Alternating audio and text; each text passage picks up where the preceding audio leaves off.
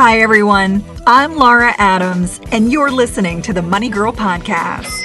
Thanks so much for downloading this week's show. My mission is to help you live a richer life and love the journey. So let me know what topics you'd like to hear in future shows. Just email your money questions or comments to money@quickanddirtytips.com, or you can post them on the Money Girl Facebook page. I can't answer every single question in a podcast or newsletter, but I really do read every one, and I try to pick questions that I think will apply to as many people as possible. Along with each weekly podcast, I publish a blog post that's like a transcript. You'll find it on the Money Girl section at quickanddirtytips.com. It includes all the resources that I mention, so you can go there for the information you hear on the show instead of having to write anything down while you're listening. This is episode number 376, called How to Make More Money Without Getting a Second Job. Now, let's get to today's really important topic about making more money. If you want to improve your personal finances, like saving more for retirement or paying off debt, there are two fundamental solutions: spend less or earn more. Or you can turbocharge your efforts and do both. While I always encourage cutting unnecessary or mindless spending, there's a limit to how much you can cut back. On the other hand, the amount you can earn is limitless. However, it's usually more difficult than cutting expenses. I'm going to discuss an important way to make more money that doesn't involve getting a second or third job or even going back to school for an advanced degree. Using this information can make you happier at work and help you earn a lot more money. So if you're ready to earn more, one of the quickest ways may be to simply change jobs. This is a trend that I've observed over and over in my career, and there's new data to support the economics behind job hopping that I'll cover in a moment. Job hopping used to be frowned upon by managers and human resources professionals. If you stayed at a job for a short period of time only, you'd be considered disloyal or flaky. And if you stuck it out for the long term, you'd be rewarded with recognition, annual raises, and even a cushy retirement pension. But now, the tide has turned, and job hopping doesn't have the same stigma. Employers tend to overvaluate new hires and undervaluate existing employees far too often. Frequent job switching is the new norm, especially for younger workers.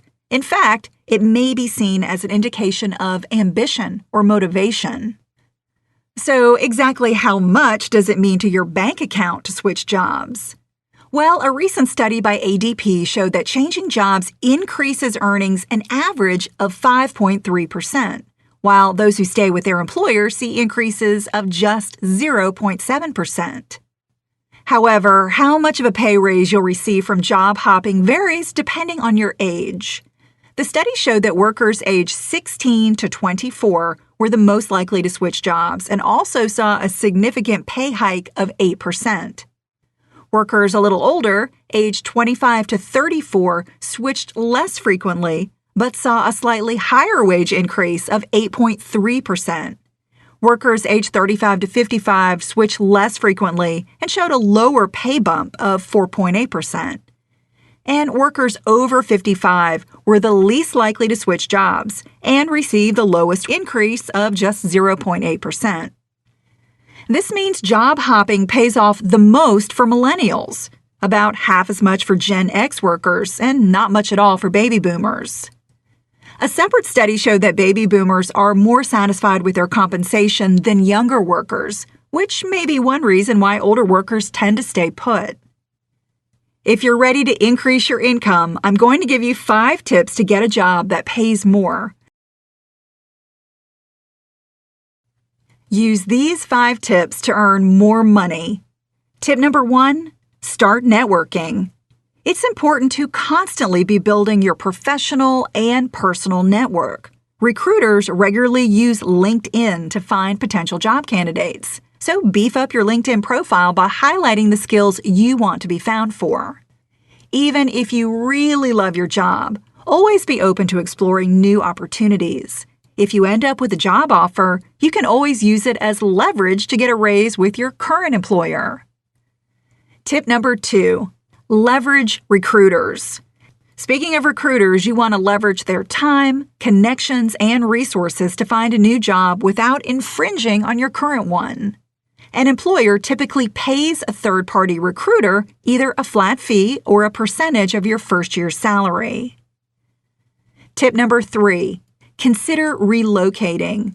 Moving to a big city or a higher-paying area of the country can be one of the fastest ways to advance your career with your current employer or a new one. Even relocating for just a few years can be a terrific way to bump up your salary trajectory. Tip number 4, never burn bridges. Job hopping should never mean leaving an employer in a bad position. Always act professionally. Make the transition as easy as possible for the team you leave behind, and never burn bridges. Tip number 5, don't hop too quickly. Unless you're completely dissatisfied with your current job, don't hop too quickly. A good rule of thumb for an entry or mid-level position is to stay with an employer for a minimum of 2 to 3 years. But the higher up you are on the corporate ladder, the longer you're expected to stay. Also, don't make a switch unless you can score at least a 10% pay increase. In addition to getting a bigger paycheck, switching jobs may have other benefits. One is getting exposed to new people, environments, challenges, and solutions. Even doing the same job at different companies may come with different responsibilities, which help you build new skills. Boosting your income now can also help you get more income in retirement. Your Social Security retirement benefits are calculated in part by the indexed average of your top 35 wage-earning years.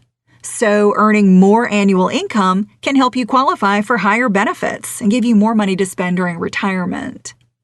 No matter if you score a raise in your current job or by hopping to a new one, don't forget to also raise your retirement savings.